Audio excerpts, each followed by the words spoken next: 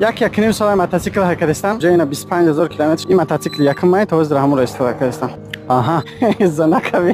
بخشش بزرگ بخشیدیم تا چیکار میکنی موتورسیکل گرفته داکیومنتاسیون شکدی الان باید احتیاط کنی که هر 2000 کیلومتر در بعد یا بار باید روغن ادش کنی. موتورسیکل ما میشه 800 میلی گرم روغن میخوره. روغن ها 1 لیتر میشونده 800 میلی گرمش میره کم به خانش زنم نر